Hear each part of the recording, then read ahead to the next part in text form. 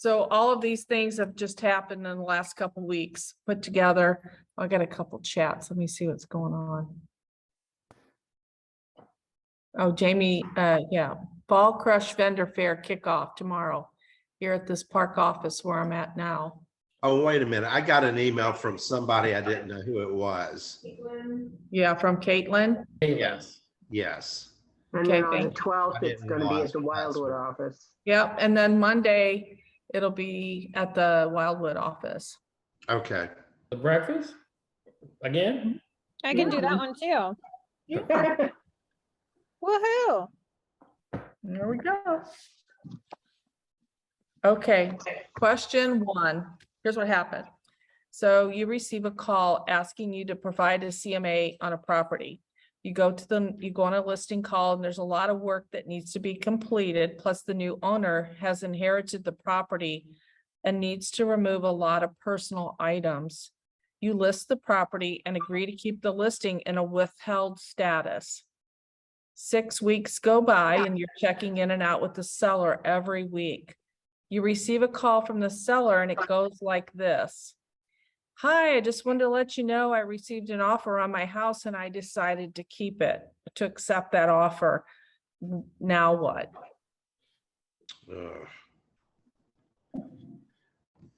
You get it signed and get the money. Amen, Mona. I agree. Yeah. It's like it's a Okay, hard so conversation, let but me they ask, owe you. because this is here's the problem, because I was ready to put my boxing gloves on. Why didn't the agent call our agent?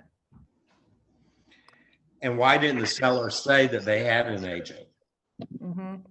So Stupid. here's how this went down. Because it's in a withheld status, the other agent had the claim. How did I didn't know it was listed. Because withheld status listings are not displayed anywhere other than within your own company. How'd you do that? Mhm. So the seller claimed, hey, I didn't know that's how it worked.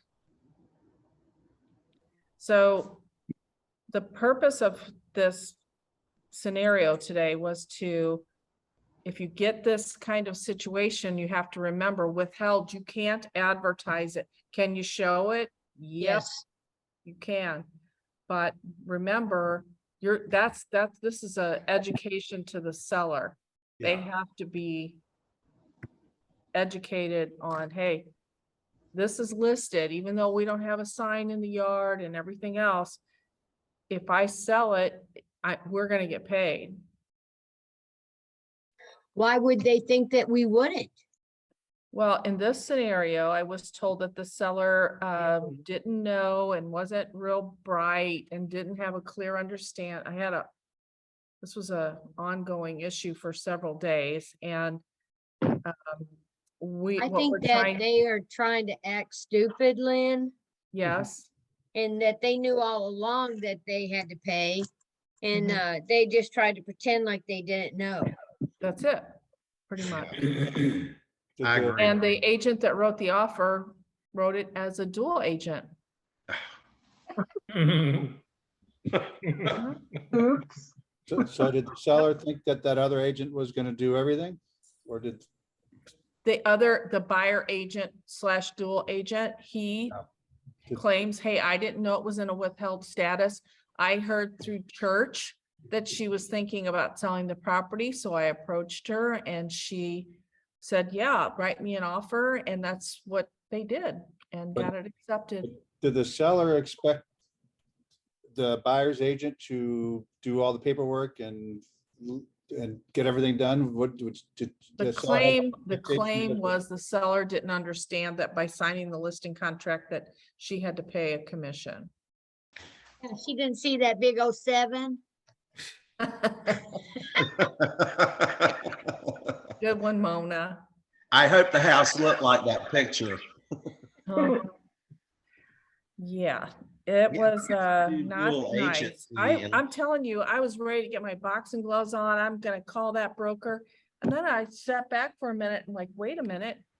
That's true. The other agent wouldn't have known it was withheld. She That's- wouldn't that's have, a- My question is, if she put herself as dual agent, then she had them sign a second listing That's contract. it, correct? Yep. That's the agent's already, I mean, the seller's done that. So the seller's not acting on the up and up. Well, and guess what they They did as know. the dual agent, because I saw the contract, guess what? Do you think it was for 6%? No, it No. wasn't for 5%, it wasn't Oh. for 4%. Oh. Agree? Uh-huh, Gosh, So- I guess they had to pay 9%, huh? right? Yeah, it was a cluster, I'm just gonna tell you that, Oh my so. How God. was it resolved? What's that? How was it resolved? happened? I'm forcing the seller into paying. Are they paying 9 or are they paying 6? Well, I'm working towards getting 3. You are. Not happy about it, not sure, without taking her to court. I don't know.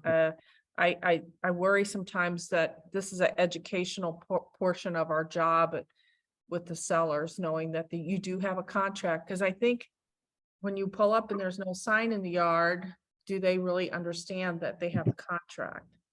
No, I don't like. There's no myself. question, Lynn, that person knew they had a contract. I don't believe that for a second. I agree. Me too. I agree. I mean, like Mona and I for years always say, anybody approaches you about buying that house, you give them our card.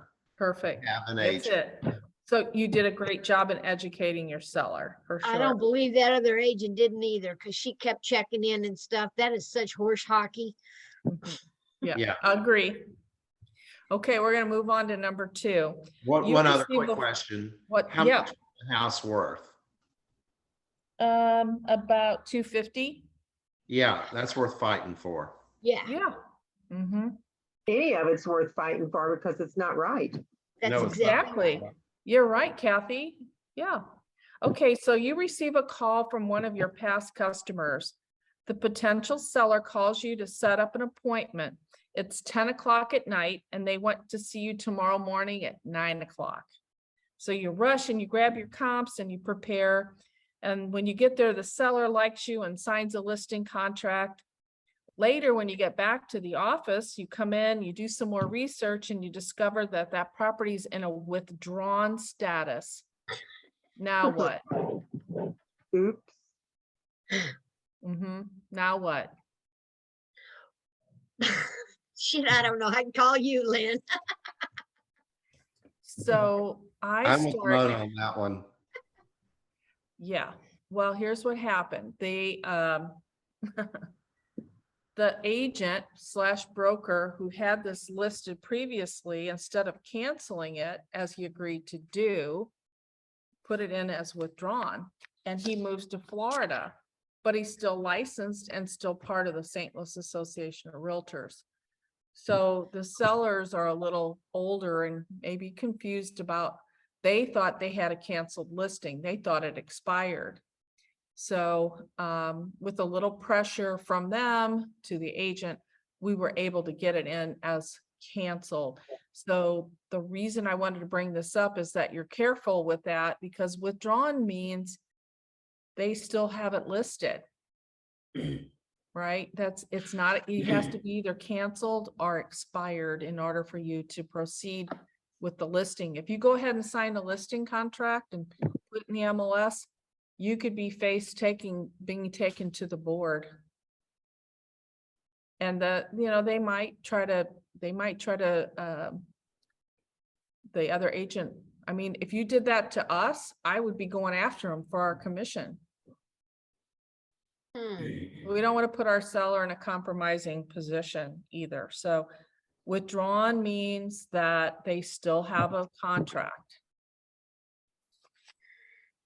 Okay, but Yep. Lynn, they put it in withdrawn. Is that proper?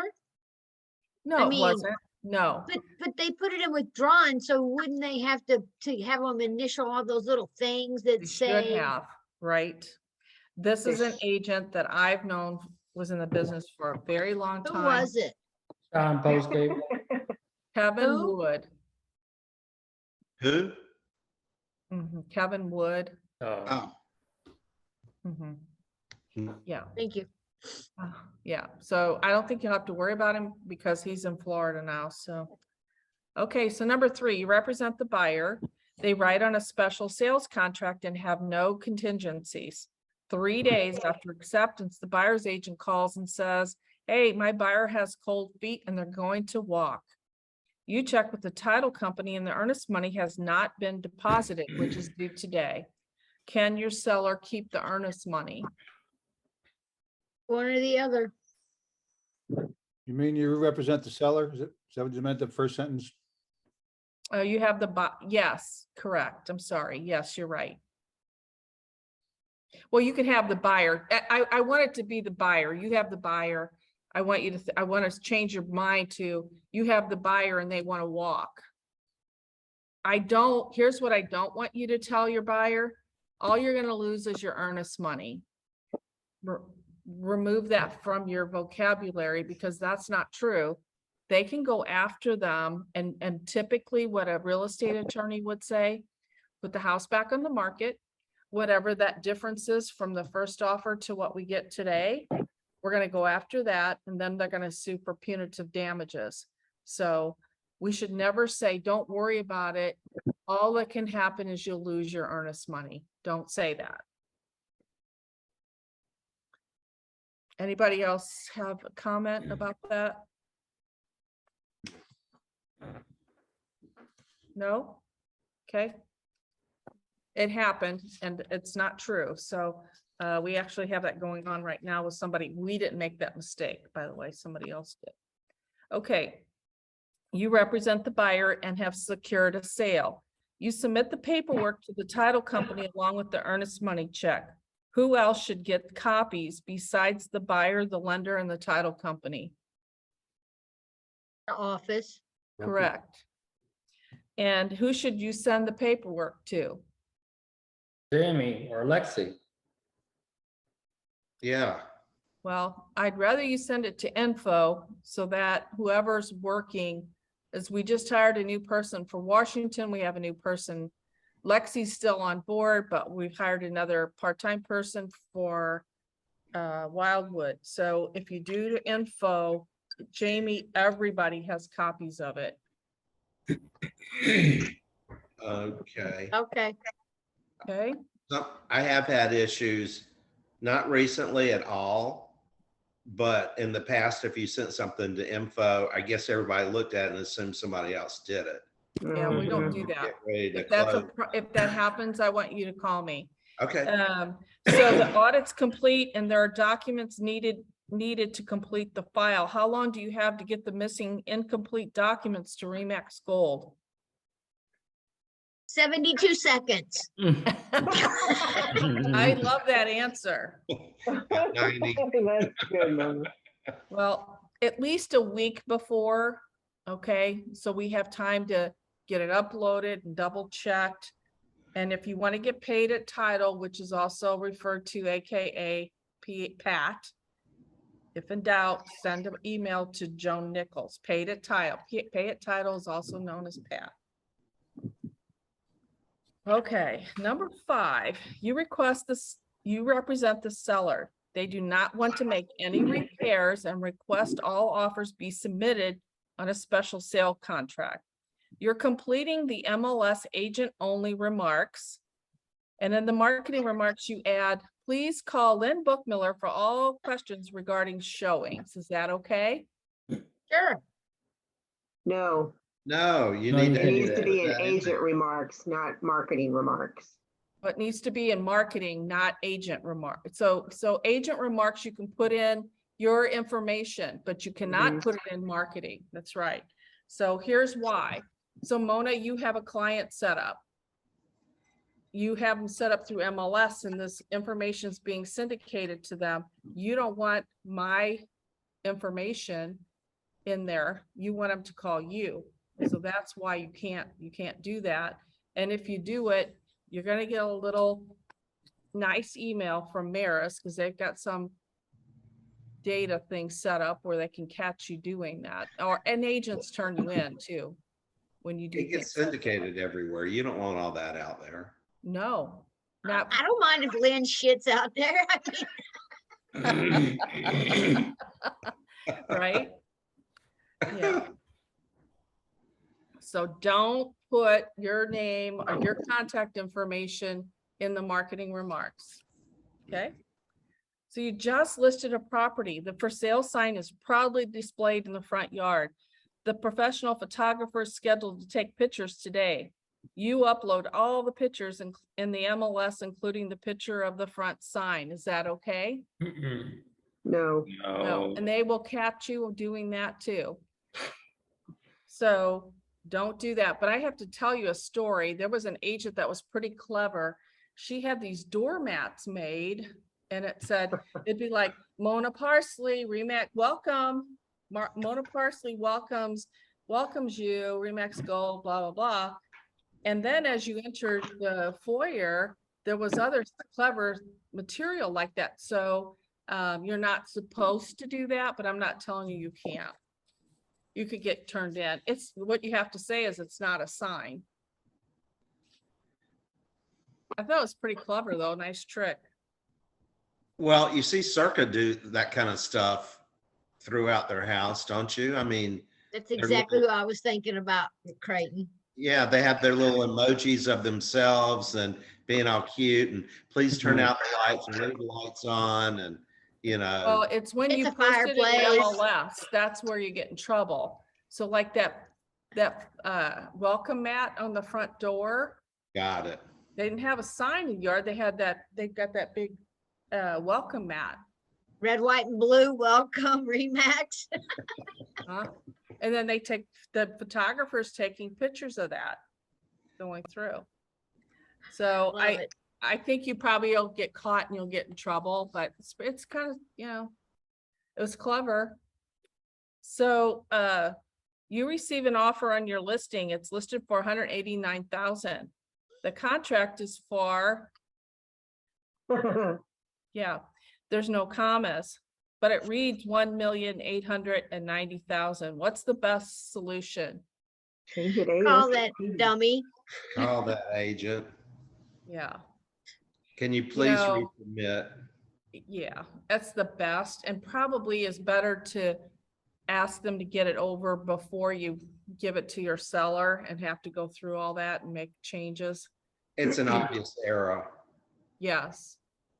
And I actually had this happen several years ago and it wasn't that big of a mistake, but the agent had their seller accept it. And then after they corrected it, then the agent filed an ethical complaint at the board. Well, you see it sometimes in the MLS where somebody enters, it's a Yeah. keepsake era and you see list price 1,890,000, whatever. Mhm. And, Yeah. and then you see new list price. Right.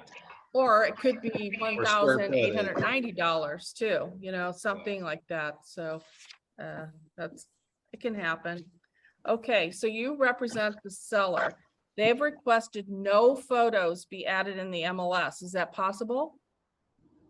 No. No, you need a front, right? Okay, so Yeah, here it's possible. you can, yes, you can do it. But if you do, there's a form for it. It's called the Maris Seller Photo Exemption Form. Wow. So why would you want to do it? That's the question, right? Yeah, So that's I kind of didn't- like not wanting a sign in the yard. Yeah, so we had this happen a while back. We had the owner was an FBI agent Yeah, I've had and did that not too. want any photos, none, not a front, nothing.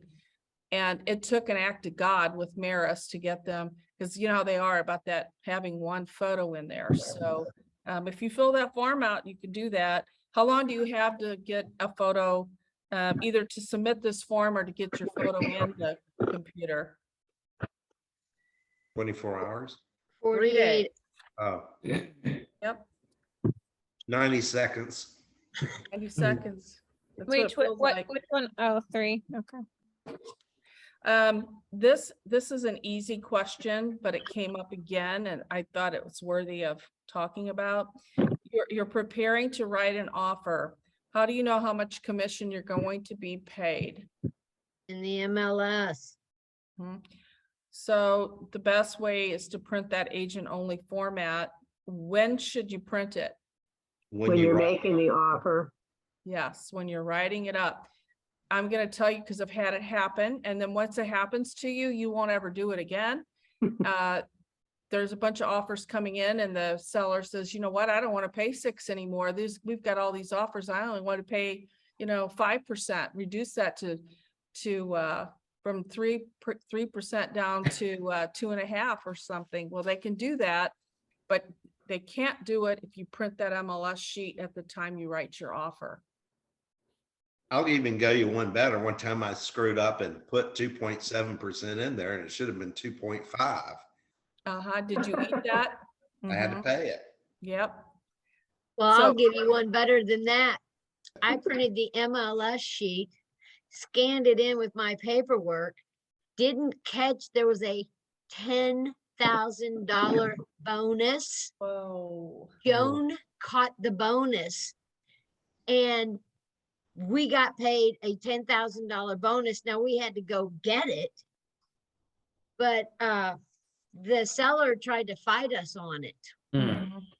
And it was someone else's seller and we fought them for it. And then they tried to deduct the wiring fee from it, and the title Mhm. company wouldn't close their deal out until they gave them the full $10,000. Because Mhm. they're like, well, there was a wiring fee, and they said, yeah, but you have to pay the full 10,000. Mhm. Joan got me that money. There you go. You owe her. Love Yeah. Pat. Yep. Yeah, I love Pat. So make sure you include that MLS sheet in your paperwork that you send in too, okay, because we see that sometimes. We'll see a 132 where it'll say payouts 2.5, but the MLS is 2.7 or something. So they're more likely to catch the mistake if you got that MLS sheet in there, so they need it. So you're creating an ad for an upcoming open house. The advertising is for social media platforms. What's required by the MREC? IDX number, not your cell. So we want the company logo, right? Right. And we need the office number, which the office number can be your direct in dial number that you were assigned through Remax Gold. I would definitely want my email and my cell phone number on there as well, because a lot of these people like to text Yeah. too. The social media part of this, and Kathy and I were on with the state today, they probably need to go back and update some of their policies for social media platforms in terms of advertising, because this has changed a whole lot since these. See a lot of cell numbers. Yes, and that's not okay. Mm-mm. You can include your cell phone number, but you have to have the office number and you have to have the company logo. And it's so easy for the state to catch you. They got people just sitting there looking through, trying to find violations. So just as a reminder, make sure you do that. So you just landed a new listing because you haven't had a chance to take pictures. Is it okay to use the front picture of the property when it was listed previously? No. Not unless it was your listing. Mhm. No. Yeah, don't do that, because a lot of times, especially if the agent that had it listed lost it, they're watching to see who's listing it, and if they see that you use their photo, they'll turn you in. You don't want that. It's not fun to go through that. How many days do you have to enter a picture in the MLS? We just talked about that. 3. That's right. So you just received an offer on your new listing. Everything looks great, except the interest rate on the contract. Something right now we should be paying attention to, where before we just kind of like, that was a page we didn't pay a whole lot of attention. But what if you got this offer and the interest rate is 4.75. Should you be concerned? Yes. Yeah. That's a counter. So I'm asking you, when you get offers, to please watch that. In this particular case, this buyer worked for a lender and he was able to get a reduced rate as part of being an employee for the lender. But if that's the case, I would be asking for something in writing from his employer saying that was going to be okay. They could get the 4.75. Lynn, that's a really good point because we all get emails from like Stifel, USA Mortgage, and all these other lenders of like weekly, what are rates? And I look at those like a hawk because they are really moving up and down. And they can walk. So if you're still in that time frame and the interest rate goes up to 5, then they could say, well, they can't get a 4.75. Of course, we can always ask the seller to pay it down and do things like that, but we don't want to get ourselves in that situation. So the main thing is that you're paying attention to that page, because we've gone for many years of seeing 3-4% interest rates, and it's really changed. Doesn't it say not to exceed that? Yes. Yes. Yep. That's So correct. they could get whatever rate they wanted, but if you just told the buyer's agent, put 5 or 6 on there, and then whatever rate you get is what you get, right? Because it's gonna end up being the same thing, isn't it? Well, we just, if they put 4.75 and the interest rates go up to 5.5, they could say, well, we can't get 4.75, so we're going to walk. Right. It's an out for them. Yeah. For sure. Right, that's why I would tell the agent, just take that up to 5.25. Right. I would counter that. Absolutely. Yep. Right. What Just now- happens before the loan commitment date and the interest rate exceeds the rate on the contract? We just said that they can walk. They could ask the seller to buy down the interest rate. Is there anything else? Neil said counter back, increasing that number. Right now, we're all sitting here. We don't really know what the interest rate's going to be next week. There's a lot of things going on in the world and can change. I think a lot of them change them on Thursdays. Is that right? Okay, I didn't know I that. don't know. That seems to be when I get all the emails from everybody. Uh-huh. And Yep. I look at it, everything's like a 30-year fixed is like 6. But if I got anything and it was under 6, I would counter it. I agree. Yep. Okay, so the next one, you represent the seller. The seller has inherited the house and doesn't want to entertain an offer with inspections. You receive an offer and they want to have inspections for informational purposes only. The seller accepts the offer. The buyer agent calls and said they found some things that they would like to negotiate. The buyer's agent sends over the inspection notice and the inspection. You, the listing agent, decide not to open the email. Is the seller still responsible to disclose any of the items on the inspection? There are 2 issues there. Yeah.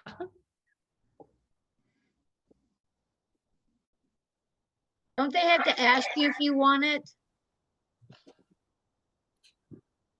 Well, They once should. it's been. They don't once it's have been- to. Yeah, once it's been emailed, it's considered delivered. That's exactly right. So whether you open it or not, if there's something in there that's, structurally wrong or something wrong with the HVAC, you're required to disclose Guess that. what? Here's the thing. I don't want to go to court. I don't think you want to go to court because somebody buys it the next time around and they say, you knew it, and I talked to my agent, in my office, who had made the offer before, and they said they sent you the inspection notice and the inspection. I didn't get it. Once it's delivered, whether you open it or not. Try to prove that you didn't open it is what would happen in a court of law. And we say, we have, you say, here's my email address, that's delivery. Here's my phone number, that's delivery. Wow. Yeah, so be careful with that. Okay, you have a signed buyer's agency agreement. I love this question. Your buyer's looking for a $250,000 to $300,000 property in the Central West End. A few days later, you receive a call from another buyer with almost the same criteria, and they sign a buyer's agency agreement. Also, what should you do? Can you legally help both buyers? Yeah, sure. Yeah. Yes. Yes. Yes. Should you have a discussion that you might potentially be showing another buyer the same property? You're not required to have that. Nope. So if you refer to your buyer's agency agreement, it says that the buyer understands that other potential buyers may consider make offers on, buy or lease through realtor the same or similar properties as the buyer is seeking to purchase. Buyer consents to realtor representation of and are working with other such buyers before, during, and after the expiration date of this agreement. I brought this up because a very experienced agent a couple weeks ago came to me and said, I'm kind of worried about that. I don't think I can be representing both buyers. She wrote 2 contracts. They actually did show both buyers the same properties. It ended up being that way, and they were uncomfortable doing it. But I think whether you want to have a conversation about that, I probably would, because what if my buyer buys one of them and the other buyer says, how come you didn't tell me that you were going to sell that same property? I think it's up to you in your situation. Mona, what would you do? Tell them. Would you, Creighton? I would. Yeah. I think you have to treat each individual buyer differently, and you know your buyers. You know, you have to treat them, depends on each individual buyer. Yeah, I think it it can does. happen It's too when you have a differently at Harris. listing. It could happen too. You have the listing and you have more than one buyer calling you for the same listing. I've been in the position where I've shown both buyers the same property and they both want to write a contract, and then I have someone else write the other contract. I think that's the smart and best way to handle it. Truthfully, that's me. Everett, have you had that happen? No, I've worked with 2 buyers who are looking in the same area, but I mean, you can't always determine what a buyer will want. It's kind of coincidental that they'll want the same house. Yep, it could happen. I mean, people have different needs. I mean, one buyer could have children and another one not have kids and not be looking for the same kind of property.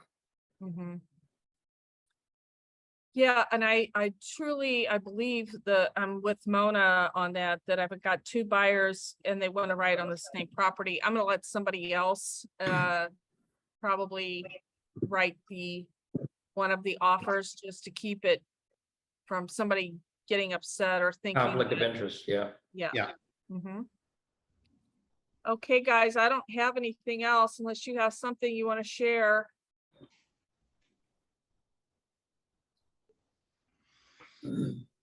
Everybody go okay? Yeah. Okay, well, I hope to see you here tomorrow morning at the park office, 9 o'clock. We'll be Guess I won't there. have to make breakfast tomorrow. What? I won't have to make breakfast tomorrow.